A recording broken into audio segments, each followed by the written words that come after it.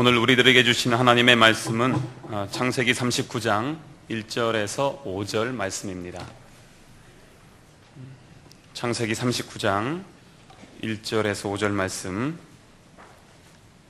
구약 60면에 있습니다. 제가 봉독해 드리겠습니다.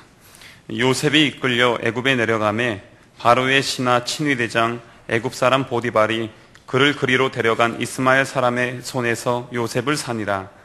여호와께서 요셉과 함께 하심으로 그가 형통한 자가 되어 그의 주인 애굽 사람의 집에 있으니 그의 주인이 여호와께서 그와 함께 하심을 보며 또 여호와께서 그의 범사에 형통하게 하심을 보았더라. 요셉이 그의 주인에게 은혜를 입어 섬김에 그가 요셉을 가정 총무로 삼고 자기의 소유를 다 그의 손에 위탁하니 그가 요셉에게 자기의 집과 그의 모든 소유물을 주관하게 한 때부터 여호와께서 요셉을 위하여 그 애굽 사람의 집에 복을 내리심으로 여호와의 복이 그의 집과 밭에 있는 모든 소유에 미친지라. 아멘. 많은 분들이 이 세상을 살아가시면서 형통하길 원하십니다. 형통하길 원하시죠? 예, 형통한 축복이 우리 가운데 넘치길 소망합니다. 그 형통함이 흘러가는 곳곳마다 하나님의 사랑도 함께 흘러가길 소망합니다. 그 하나님의 형통하심을 누리고 또한 그 형통하심을 마음껏 자랑했던 한 인생이 있습니다. 그 인생이 바로 오늘 우리가 함께 나누었던 본문의 주인공인 요셉입니다. 창세기 37장부터 50장까지는요, 이 요셉의 이야기로 계속적으로 나오고 있어요. 성경에 보면 수없이 많은 인물들이 있지만 이 요셉만큼 아주 다이나믹한, 그렇게 아주 재밌는 그러한 삶을 살아간 사람은 그리 많지 않습니다. 그의 삶을 통해서 어렸을 때 가졌던 그 꿈과 소망과 비전이 어떻게 이루어지는지를 우리가 볼 수 있고, 고난 가운데서도 어떻게 그 모든 것들을 통해서 하나님의 축복을 받았는지 그의 삶을 통해서 볼 수가 있습니다. 또한 깨어진 가정이 우리 주님 안에서 다시 회복되어지고, 아들을 잃어버렸던 아버지의 슬픔이 어떻게 회복되어지는지, 이런 모든 내용들이 그의 이 삶을 통해서 우리는 함께 볼 수가 있습니다. 이 요셉은요, 야곱이 아주 노년에 얻었습니다. 야곱이 91살 때, 91세 때 얻었어요. 그러니까 얼마나 사랑스럽겠습니까? 그죠? 정말 사랑스러운 그런 아들이에요. 그러다 보니까 아주 이 아들을 너무너무 사랑하고 편애했습니다. 그래서 창세기 37장 3절에 보면은 요셉은 노년에 얻은 아들이므로 이스라엘이 여러 아들들보다 그를 더 사랑함으로 그를 위하여 채색옷을 지었더니 라고 했습니다. 이 채색옷은요, 케토넷 파심이라는 것인데, 그 앙드레 김 선생님이 그 옷을 지으면 길게 내려오잖아요, 여기저기. 그런 것처럼 이 옷이, 채색옷이 뭐 색깔이 들어갔다 이런 저런 이제 얘기들이 있는데, 가장 확실한 것은 긴 옷입니다. 이 긴 옷이다 보니까 여기 지역이 목축업이 아주 유행하는 동네잖아요. 그런데 이런 동네에서 이 긴 팔을 입었다는 것은 이 모든 노동에서 제외가 된다는 뜻이에요. 그러다 보니까 우리 부모가, 특히 이 야곱이 얼마나 사랑하는지 아시겠죠? 게다가 그에게는 남들이 입지 않은 이 화려한 옷을 입었는데 여기에는 상속권에 대한 의미도 함께 있어요. 그러다 보니까 이 아들이요, 이 마음속에 자긍심이 아주 대단합니다. 나는 채색옷을 입었어. 나는 이런 사람이야. 그러니까 겁도 없이 형들에게 가서, 아버지에게 가서 막 꿈 얘기하고 막 하는 것이에요. 어떻게 보면 개념이 없지만 어떻게 보면 그 마음속에 자긍심이 강한 것입니다. 가끔씩은요, 사람들 마음속에 이러한 자존심은 조금 있어야 될 것 같아요. 그냥 이 자존심이 막 주체할 수 없어서 막 흘러 넘쳐가지고 다른 사람들이 볼 때 왜 이렇게 교만하냐, 이러냐 저러냐 이런 얘기를 들으면 좀 그렇겠지만, 그 정도가 아니라 정말 자존감이 없고 자존심이 없어서 나는 왜 이럴까 막 이러면서 살다가, 그러다가 어떨 때는 약도 먹고 어떨 때는 자기의 삶을 포기하는 그러한 경우가 있을 수 있을까 봐. 그래서 최소한의 그러한 자존심은 사람들에게 있었으면 좋겠어요. TV 드라마 보니까 남자들도 딱 그러더라고요. 거울 앞에 서서 그놈 잘생겼네 막 이러고 나가더라고요. 이 정도는 괜찮잖아요, 남들 안 보는 데서. 우리 여성분들 많이 그러잖아요. 화장하실 때 그래도 너는 눈은 참 이뻐 막 이러면서 이렇게라도 하시잖아요. 그렇게라도 하면서 너는 탤런트예요. 입술은 어디 닮았고 뭐 이러면서 막 좋아하시잖아요. 그 정도 그 정도까지는 그래도 괜찮을 것 같아요. 이 야곱이 이런 그 주체할 수 없는 이 자긍심이 아주 대단했습니다. 그것은 바로 그가 입고 있는 이 채색 옷 때문에 그랬어요. 이 채색 옷은 그래서 그에게는 특별한 의미가 있었어요.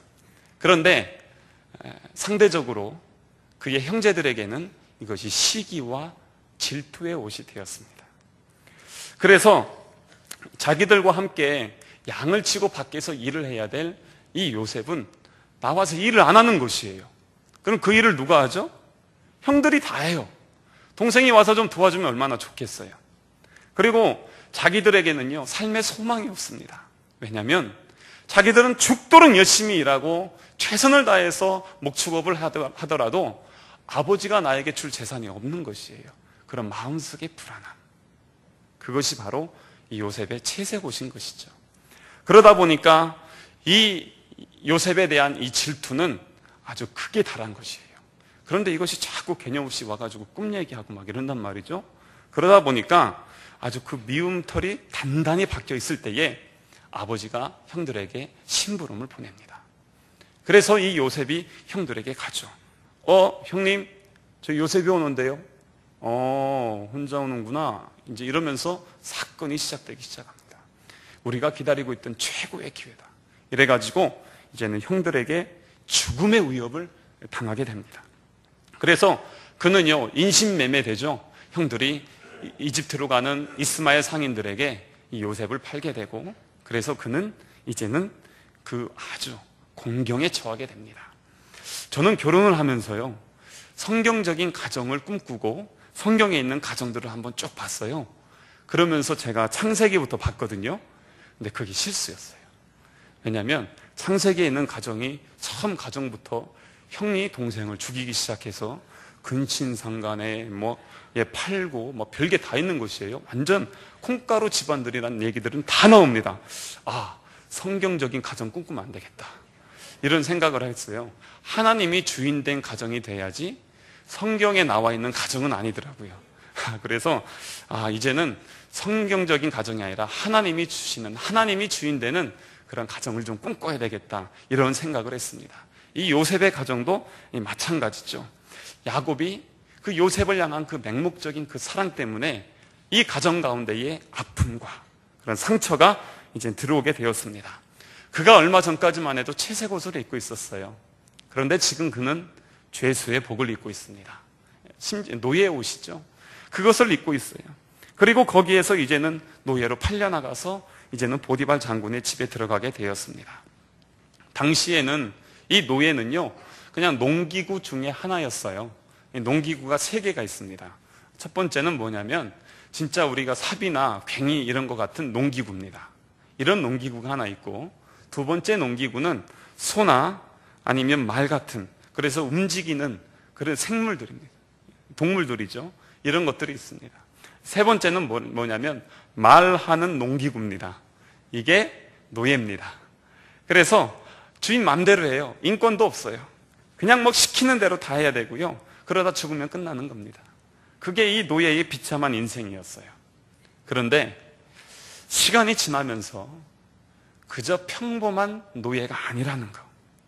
처음에는 그냥 노예인 줄 알았는데 시간이 지나고 보니까 점점 지나면서 그가 있는 자리가 반짝반짝 빛나기 시작하는 것입니다. 그가 하는 일이요, 남달라요. 곧 주인의 눈에 띄게 되고 주인이 그에게 모든 것을 믿고 맡길 수 있는 그런 믿음직한 그런 사람이 되었습니다. 그가 여태까지, 지금은요, 노예복을 입고 있지만 그의 마음속에 아버지가 지어주셨던 그 채색 옷을 여전히 입고 있었던 것이에요. 그래서 지금 내가 힘들고 어렵고 노예의 상황일지라도 나는 특별하다, 나는 남다른 사람이다 라는 그 마음이 그의 삶에 계속적으로 흘러갔던 것이에요. 그리스도인들은 이와 같은 존재들입니다. 우리는 아주 특별합니다. 왜냐하면 하나님의 자녀이기 때문입니다. 우리는 남다릅니다. 예수 그리스도의 보혈로 우리를 정결케 하시고 깨끗게 하시고 주님께서 우리를 새롭게 하셨습니다. 그렇기 때문에 우리는 특별한 존재인 것이에요. 어느 동물은 우리의 원숭이 떼를 다 가둬놨는데요, 거기 안에다가 새끼 사자 한 마리를 키웠어요. 그랬는데 이 새끼 사자가요, 맨날 원숭이들한테 쥐어 터지는 거예요. 막 그냥 원숭이가 가면서 한 대씩 툭툭 때리고 가고 막 장난치고 털 뽑고 막 이래도 얘가 힘이 없으니까 막 그냥 쫄아가지고 막 계속 그러고 있는 것이에요. 그런데 어느 날 이 어린 사자가 바뀌었습니다. 왜 바뀌었냐면 엄마를 만나고 온 거예요. 엄마 사자를 봤는데 보니까 자기 모습이 이런 모습이 아니라는 것을 안 것입니다. 그런데 그 모습을 같은 우리에 있는 원숭이들이 먼저 안 것이에요. 그가 눈빛이 달라졌어요. 그리고 이 하는 모습 자체가 달라진 것입니다. 이 야생의 이 준수함이 흘러나오는 것이에요. 그래서 이제는 원숭이들이 막 슬슬 눈치를 보기 시작합니다. 바로 그리스도인들이요, 이런 존재예요. 우리가 어린 사자일지라도 하나님이 우리 아버지이신 것을 안다면 그 준수함이 흘러가는 것입니다. 그래서 아까 우리가 함께 축복했던 것처럼 축복의 통로로, 생명의 통로로, 사랑의 통로로 쓰임받는 것입니다. 하나님께서 우리를 왕같은 제사장으로 불러주셨습니다.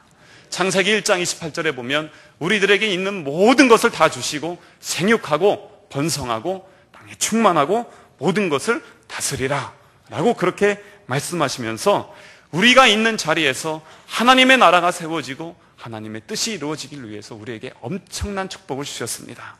비록 우리가 죄수복을 입고 있더라도 우리 가운데 있는 이 영적 자존심이 하나님의 자녀로서 거룩한 축복의 통로로 우리를 세워주는 것입니다. 바로 이 요셉이 지금 그러한 삶을 살아가고 있었다는 것이죠. 8절에 보면은요, 6절에 보면 주인이 그 소유를 다 요셉의 손에 위임하고 자기 먹는 음식 외에는 간섭하지 아니하더라. 그것 빼놓고는요, 집안에 있는 모든 것을 다 맡겨놓은 것이에요. 이렇게 하나님 앞에 청통함과 축복을 받았고 나중에는 가정총무가 되었죠. 그 이후에는 애굽의 총리가 되었어요. 얼마나 멋진 인생입니까? 멋지죠?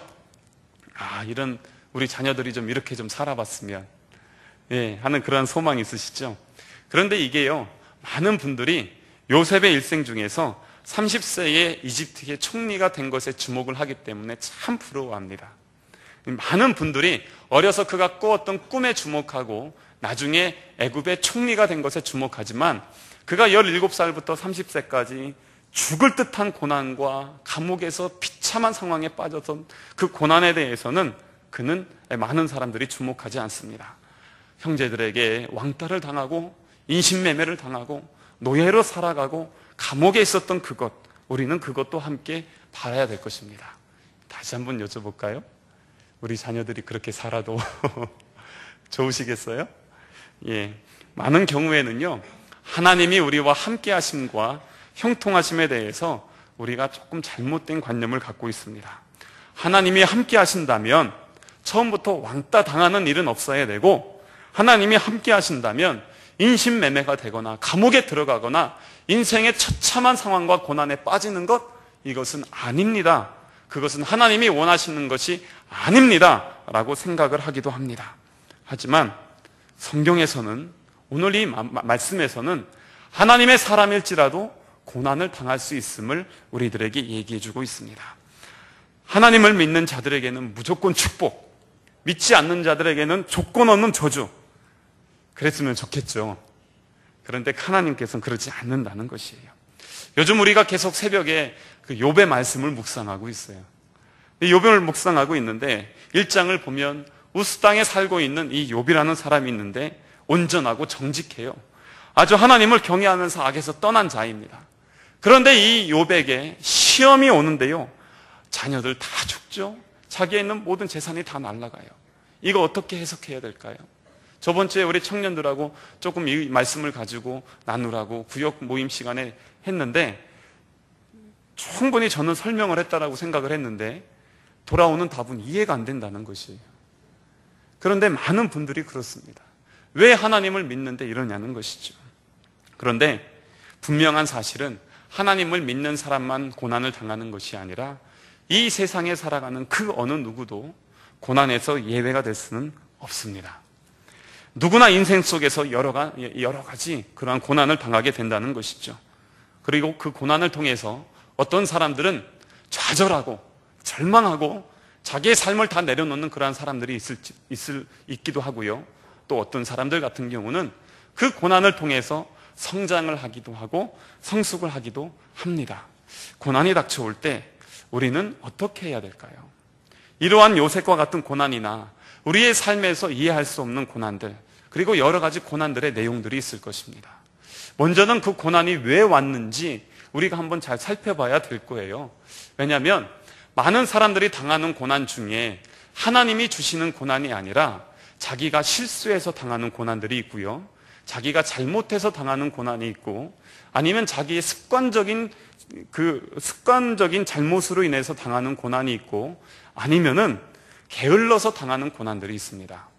그런데 이러할 때에 자기가 잘못해서 당하는 고난이 있음에도 불구하고 뭐라고 하냐면요, 하나님이 왜 나에게 시험 주냐는 거예요. 다 하나님이 주는 게 아닐 수도 있어요. 자기가 잘못해서 그럴 수도 있습니다. 때론 그걸 통해서 자기의 잘못을 반성하고 하나님의 은혜에 나아가는 도구는 됩니다. 하지만 그 원인이 자기의 죄라면 그거는요, 빨리 회개해야 됩니다. 빨리 회개하셔야죠. 그래서 실수한 부분들이 있다면 다시 실수하지 않기 위해서 더욱더 꼼꼼하게 일을 하셔야 되고, 습관적인 잘못들이 있다면 성령님 앞에 내려놓고 기도하면서 자기의 삶의 체질을 바꿔야 되겠죠. 그리고 자기가 게을러서 그러한 일들이 자꾸 자기에게 닥친다면 앉은 자리 툭툭 틀고 일어나서 열정적으로 나아가야 되겠죠. 그러지 못하면요, 그 고난은 반복적으로 그의 삶을 지배하게 될 것입니다. 그런데 그렇지 않은 고난들도 있어요. 그게 뭐냐면 하나님의 고난입니다. 하나님의 고난은 때로는 우리 하나님께서 하나님의 자녀들을 사랑하셔서 온전한 성장과 성숙을 이루게 하시기 위해서 주시는 고난입니다. 이러한 때에 우리 성도들은 하나님의 섭리를 반드시 깨달아야 될 것입니다. 그러한 때에 왜 나에게 고난을 주셨는지, 왜 이 고난을 통해서 하나님께서 나에게 원하시는 것이 무엇인지, 앞으로 그렇다면 이 고난을 통해서 이루시고자 하시는 하나님의 역사가 무엇인지 말씀을 통해서, 또한 기도하면서, 야고보서에 보면 그러죠. 고난당하는 자 있느냐? 저는 기도할 것이요. 기도하는 것이 하나님의 뜻을 구하고, 그리고 나서 기도하고 이 고난이 끝날 때까지 기다리면서 이후에 하나님께서 이루어 주실 그 하나님의 놀라운 일들을 기대하면서 끝까지 인내할 때에, 그때에 기적이 일어날 줄로 믿습니다. 그것이 바로 우리 하나님께서 우리들에게 주시는 그러한 고난인 것이에요. 이제 하나님이 함께 하셨던 이 요셉의 삶에서 새로운 다른 부분을 함께 좀 보도록 하겠습니다. 음악을 듣고 먼저 좀 시작을 할게요. 음악 가사를 좀 띄워드릴 테니까 가사를 좀 보시면 훨씬 더 이해하시기 쉬우실 겁니다. 재밌으세요? 저희 아들이 제일 좋아합니다. 이 요셉의 엄마 라헬이요, 진짜 이뻤어요. 그래서 그 아들 요셉도 꽃미남입니다. 요즘으로 말하면 아이돌급이에요. 아주 잘생겼습니다. 게다가 이때 나이가요 27이에요. 혈기왕성하잖아요. 그래가지고 이 요셉의 이 영모 준수함을 보고 당시의 여인들이 막 마음이 흠모 모드로 막 바뀝니다. 이러면서요. 이 고대의 글을 보면요, 요셉이 그 여인들 앞을 지나갈 때마다 여인들이요 금붙이나 폐물을 던지면서 소리내서 요셉을 불렀다고 해요. 그랬는데 요셉이 쳐다보지 않고 지나갔다, 뭐 이런 얘기가 있습니다. 구체적인 한 장면을 소개하면 다음과 같아요. 어느 날 이집트 상류사회 부인들이 보디발의 집에 모였다. 여주인이 상냥한 태도로 과일을 대접하고 있을 때 저쪽에서 요셉이 걸어 들어왔다. 모여있던 귀부인들은 동요했고 혼란스러워했다. 그들은 너무 놀라 팔을 움츠렸다. 보디발의 아내는 숨죽이며 내뱉듯이 말했다. 바로 이 사람이 내가 매일 매순간 참아야 하는 그 사람이에요. 이게 당시에 이 고대에 있는 얘기예요. 능력과 외모를 갖춘 혈기왕성한 젊은 청년, 꽃미남. 좋잖아요? 완벽하죠? 그러니까 이 적극적인 유혹이 계속적으로 그에게 막 들어가는 것입니다. 그런데 그 유혹의 주체가 자기의 주인인 그 보디발 장군의 아내라는 데 문제가 있는 것이에요. 자기의 생사가 달릴 수도 있습니다. 그렇죠? 그런데 오늘 본문의 11절 뒤에 11절에 보면은요, 그러할 때에 요셉이 그의 일을 하러 그 집에 들어갔더니 그 집 사람들이 하나도 거기에 없었던 것이에요. 이제 드디어 날이 왔습니다. 이제 보디발 아내가 벼르고 벼르던 그날이 온 것이에요. 성경에는 나와 있지 않지만 그냥 이건 추측입니다. 추측컨대 이 날은 이 이집트의 정월 초하루일 가능성이 아주 높아요. 왜냐하면 이집트 정월 초하루는 설날인데 이날은요, 국가적인 축제인 오페트 축제를 하는 날입니다. 이것이 지금도 유럽에서 계속되고 있어요. 유럽에서도 사육제라는 이름으로 지금도 계속되고 있습니다. 이집트의 한 해가 시작되는데 이 기점이 언제냐면요, 나일강의 그 삼각주 지역 전체에 그 나일강 물이 범람하는 때입니다. 이렇게 범람하면서 거기에 있는 자연 제방들의 물이 넘치면서 다 물에 잠기게 되고요, 거기에 좋은 유기물질들이 함께 흘러 들어와서 4개월 동안 물에 잠겨 있다가 빠지면 아주 비옥한 농토가 돼요. 그래서 이집트인들은 거기에서 이제 농사를 짓거든요. 열매가 얼마나 잘 자라는지 모릅니다. 그렇기 때문에 여기 있는 이 사람들이 이날 다 함께 이 자리에 모여서 그것을 기념하면서 축제를 벌입니다. 이 축제는요, 주인이 누구냐면 파라오입니다. 바울이죠. 이 파라오, 그래서 당시에는 이 나일강을 다스리는 자가 이집트를 다스린다라는 말이 있어요. 바로 이 파라오의 위대함은 물을 다스리고 여기에 있는 풍성한 열매에 대한 확신을 주는 그 자리, 물이 범람하는 자리에서 자기를 뽐내는 그 자리에 있습니다. 그렇기 때문에 이 축제를 보기 위해서 이집트에 있는 모든 사람들이 다 모입니다. 남녀노소 불구하고 다 모이는 그러한 자리예요. 거기에서 축제를 벌이는데 보디발 장군의 직책이 뭐죠? 시위 대장이잖아요. 그렇기 때문에 그는 당연히 거기 가야 되겠죠. 그 밑에 있는 부하들도 가야 되고 거기에 있는 가정에 있는 모든 사람들도 그 인력, 축제 인력으로 동원이 돼서 들어갈 것입니다. 이렇게 다 들어가게 되는데 다 들어가더라도 집에서 누구 하나는 지켜야 되잖아요. 누구겠어요? 가정 총무죠. 그래도 넌 지키고 있어라. 그런데 이날 이 보디발 아내가 며칠 전부터 시름시름 앓는 거예요. 아프다고, 못 가겠다고, 죽겠다고 막 이러면서 막 시름시름 하고 있어요. 그래서 결국 집에 남게 됩니다. 그럼 딱 맞죠? 예, 조건이 좀 이루어졌죠. 이제 이래가지고 결국엔 나일강이 범람하는 날 이 보디발 아내의 정욕이 범람하게 되어버렸어요. 이래가지고 이제는 이것이 요셉의 꿈을 덮쳐버리는 것입니다. 이런 일들이 이제 생기는 것이, 수백 명의 종들이 아무도 없는 그때 이 보디발의 아내가 요셉을 불러다 놓고 자꾸 그렇게 하는 것입니다. 10절에 보면은요, 본문 10절에 보면 여인이 날마다 요셉에게 청하였으나 요셉이 듣지 아니하여 동침하지 아니할 뿐더러 함께 있지도 아니하니라. 이 날마다에는요, 반복적인 의미가 있어요. 욤이라는 이 단어가요, 계속 2번 나옵니다. 그러니까 볼 때마다 막 얼마나 그게 좋아요? 이거요, 고통입니다. 이 보디발 아내에게는 자기의 정욕의 대상일지 모르겠지만 요셉에게는 이것이 유혹이고 시험이고 이것이 고난인 것이에요. 그렇기 때문에 지금 이 자리에서 너무너무나 힘들어하고 있습니다. 아마 하나님을 믿지 않는 사람들이라면 이게 기회일 것입니다. 왜냐하면 그렇게 해서 자기의 정욕도 채우고 누이 좋고 매부 좋고 게다가 여기 든든한 백도 없고 가정 총무의 신임도 없고 비밀만 지켜진다면 자기의 삶은 보장되는 것입니다. 세상의 기회주의자들은 이런 기회 놓치지 않습니다. 하지만 하나님의 사람에게는 하나님 앞에의 신실함 외에 다른 것이 기준이 되지 않습니다. 그렇기 때문에 이것이 그에게는 시련이고 고난이 되는 것이에요.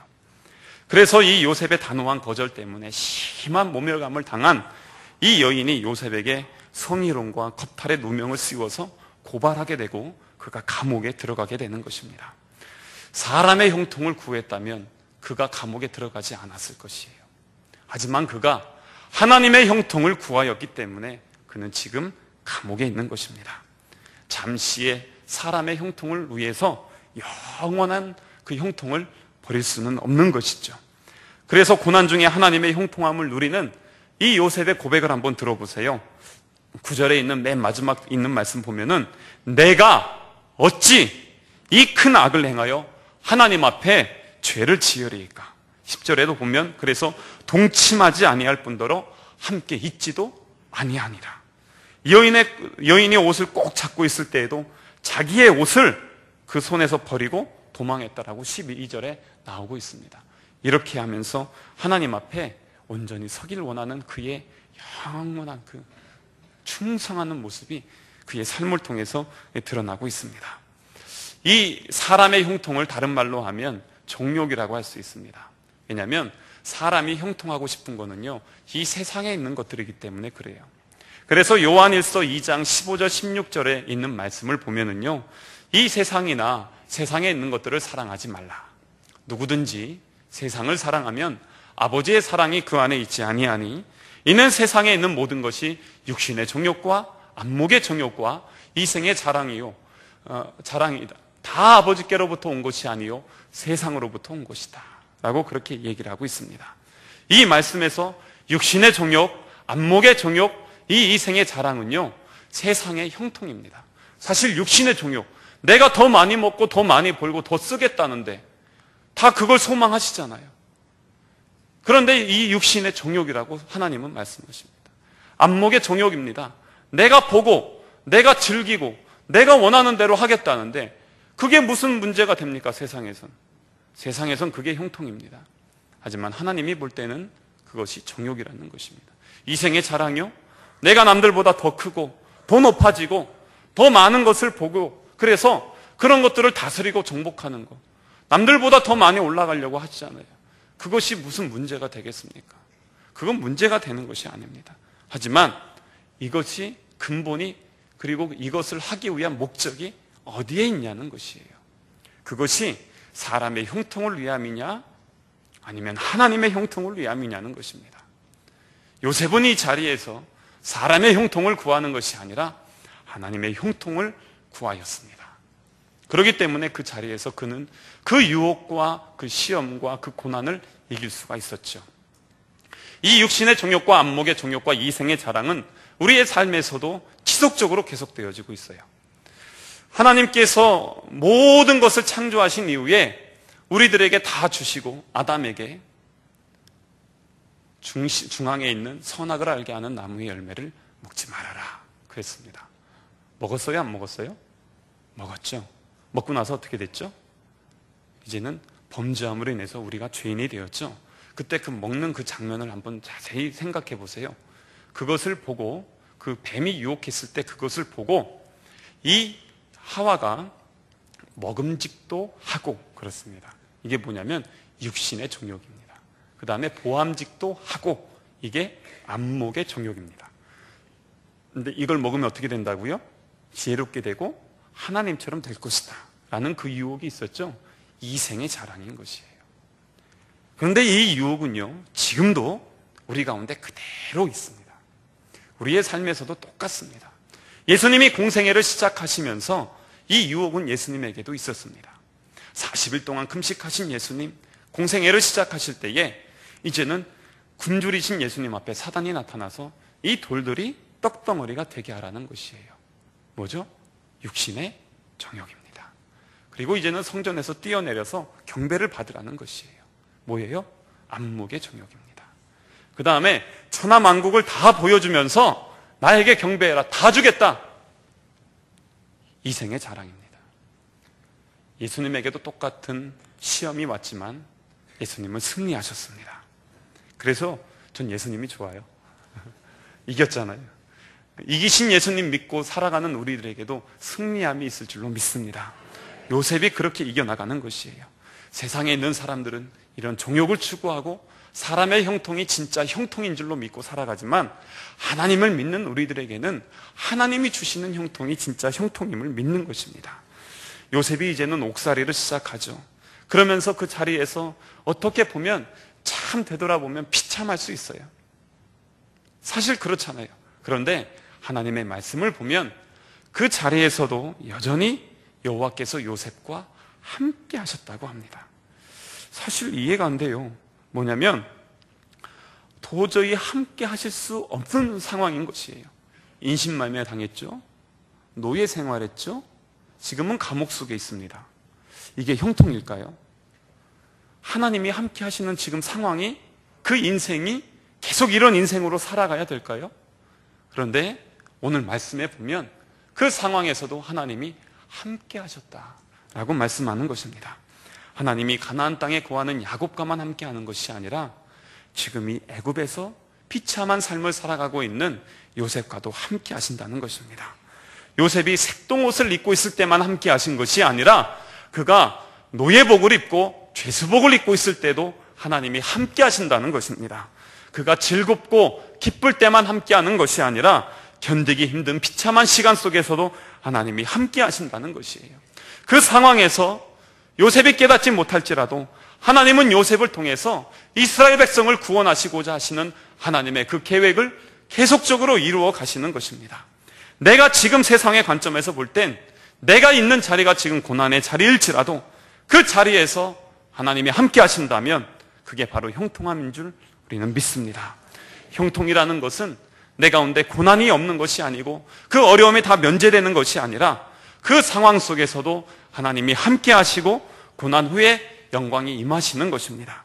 그래서 고린도후서 4장 8절에 9절에 있는 말씀을 보면 우리가 사방으로 우겨쌈을 당하여도 쌓이지 아니하며 답답한 일을 당하여도 낙심하지 아니하며 핍박을 받아도 버림받지 아니하며 거꾸로 뜨림을 당하여도 망하지 아니하고 라고 그렇게 말씀하십니다. 이것이 형통인 것이에요.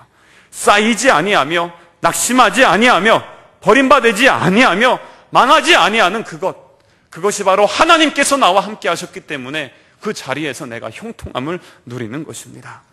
바로 우리가 이 요셉을 통해서 보는 하나님의 형통인 것이에요. 그래서 이 요셉의 성공하는 모습을 보면 참으로 참 이상합니다. 그건 뭐냐면 세상적인 관점으로 요셉이 무슨 리더십이 있어서 아니면 그에게 능력이 있어서 그가 무엇을 어떻게 해서 되는 것이 아니라 그는 계속 수동적인 입장이지만 하나님이 함께 하셨고 하나님이 함께 하셨고 하나님이 함께 하심으로 그가 형통한 자가 되었다라고 성경은 계속해서 반복적으로 얘기하고 있습니다. 이 말씀을 통해서 요셉은 주인공이 아니라 단지 배우일 뿐임을, 진짜 이것을 영화로 만든다면 진짜 주인공은 하나님이심을 우리는 이 말씀을 통해서 보아야 될 것입니다. 내가 주인공이 되는 것이 아니라 하나님이 주인공이 되시는 것이 바로 형통의 첫 번째 길인 것입니다. 이 요셉이 훗날에 형들을 만나는 것들을 한번 보세요. 형들에게 이렇게 고백을 합니다. 나를 이리로 보내신 이는 당신들이 아니다. 누구라고요? 하나님이십니다. 하나님이 나를 이 땅에 보냈다는 것입니다. 이게 바로 형통한 자의 계속적인 고백인 것입니다. 내 이 비참한 상황에서 나를 인도하신 분도 하나님이시고 모든 것이 하나님의 뜻이었던 것을 인정하면서 하나님 안에 거하고 그 믿음 가운데 소망을 바라보면서 흔들리지 않았던 그의 담대한 그 믿음이 형통함으로 이끌어 주었던 것입니다. 여기에서 다시 한번 우리가 봐야 될 것은 우리의 관점에서도 우리의 고난 중에 아니면 우리의 모든 삶의 자리 중에 우리가 어디를 바라보고 어디를 주목해야 되는 것인지 다시 한번 봐야 될 것입니다. 그게 뭐냐면 지금 위치를 봐야 되는지 아니면 관계를 점검해야 되는지입니다. 위치라는 것은 무슨 얘기냐면 요셉이 지금 노예입니다. 요셉이 지금 감옥에 있습니다. 이런 위치에 있었다면 내가 위치를 바라보고 내가 이것을 바라보면서 여기에만 빠져 있었다면 아마 절망했을 것입니다. 그런데 그는 그 자리에서 관계를 점검합니다. 하나님과의 관계로 모든 것을 판단한다는 것이에요. 세상의 사람들은 내가 부해지면 형통하고 내가 가난해지면 고난이라고 생각합니다. 내가 건강하면 형통이고 내가 병들면 고통이라고 합니다. 내가 지금 기분이 좋으면 형통이고 내가 기분이 나쁘고 감정이 상해 있으면 절망이라고 얘기합니다. 그러나 이런 조건 따지면서 형통과 고난을 따진다면 우리 인생에 있어서 수많은 형통과 수많은 고난들이 반복적으로 되어질 것입니다. 그것은 내 감정과 내 상황에 따라서 휘둘릴 것입니다. 하지만 우리 하나님께서는 하나님의 자녀들이 범사에 형통한 자가 되기를 원하십니다.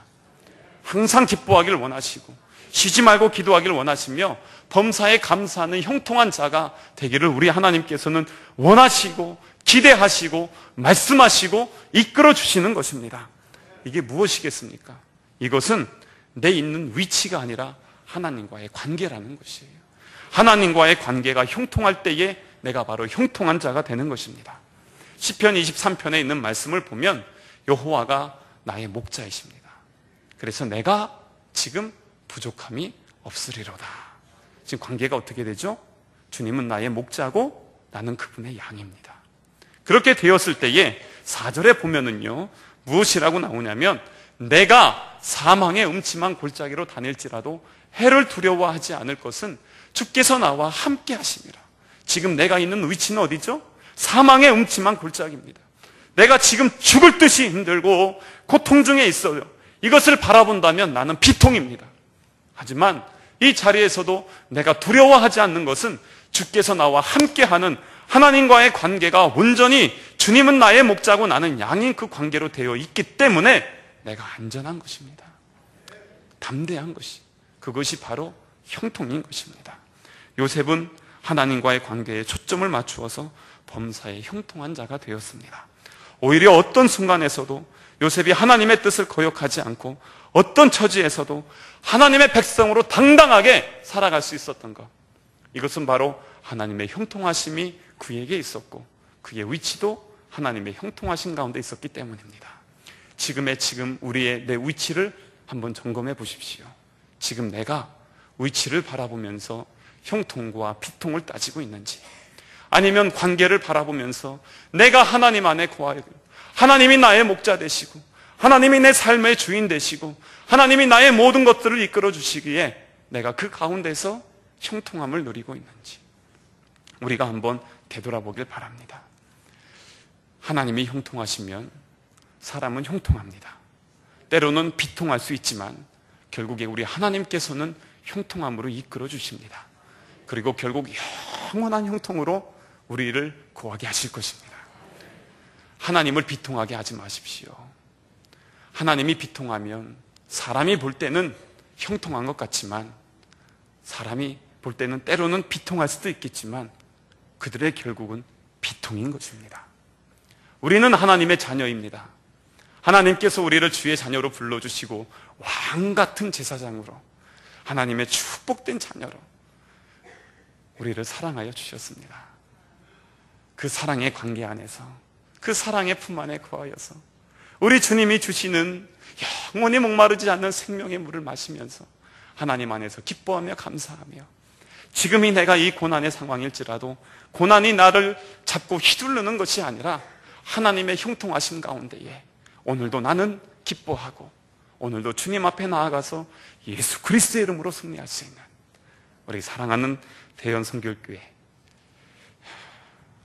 모든 성도님들 되시기를 주님의 이름으로 축복합니다. 기도하시겠습니다.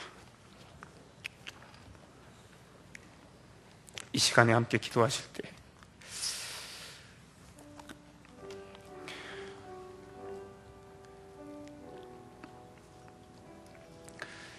사람의 형통함을 바라보는 것이 아니라 하나님의 형통하심에 거하길 원합니다. 함께 기도하시겠습니다. 주님,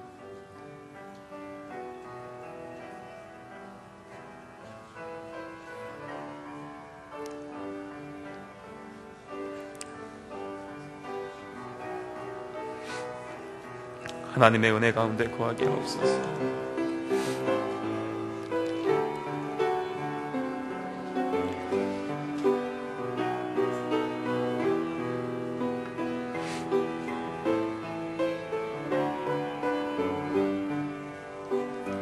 하나님의 형통하심이 우리 가운데에 흘러넘치게 하옵소서. 그 형통한 은혜가 우리 가운데 넘치길 원합니다. 내 위치가 아니라 하나님과의 관계에서 회복의 은혜를 누리며 기쁨과 감사가 넘치는 하나님의 축복된 자녀로 우리를 인도하여 주시옵소서. 주님의 영광 가운데 거하길 원합니다. 주님, 은혜와 사랑의 주님, 하나님이 형통하시기에 우리가 하나님의 형통하심에 거하고 있음을 고백합니다. 비록 내 삶은 지금 너무나도 힘들고 어려울지라도, 고난과 고통 속에 있는 것 같을지라도 여전히 우리 주님은 나를 사랑하시고 나를 위해 말할 수 없는 탄식으로 기도하시며 나를 후원하시고 나를 중보하시는 분이심을 믿습니다. 결국 우리 주님께서 우리를 하나님의 형통 가운데 이끌어 주시고, 그리하여서 그 가운데서 주시는 하나님의 풍요로운 가운데 거하는 우리의 모든 삶으로 인도하여 주실 줄로 믿습니다. 이 귀한 은혜를 포기하지 않게 하시고 하나님의 비통을 바라보며 살아가는 많은 사람들에게도 하나님의 형통함을 나타내고 증거할 수 있는 우리 대형교회 모든 성도님들로 축복하여 주시옵소서. 예수님 이름으로 기도합니다. 다 같이 일어나셔서 우리의 결단의 찬양을 하나님 앞에 올려드리겠습니다. 이 찬양의 가사가 우리의 고백이고 간증이길 원합니다.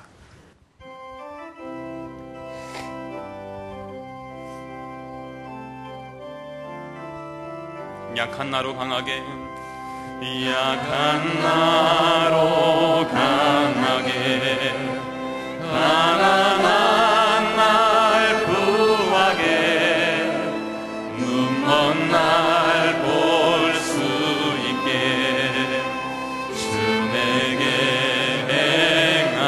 약한 나로 강하게, 약한 나로 강하게, 가난한 날 부하게, 눈먼 날 볼 수 있게 주 내게. 이러한 형통한 은혜를 주신 우리 하나님의 이름을 찬양합시다. 호산나 호산나 호산나, 죽임 당한 어린 양.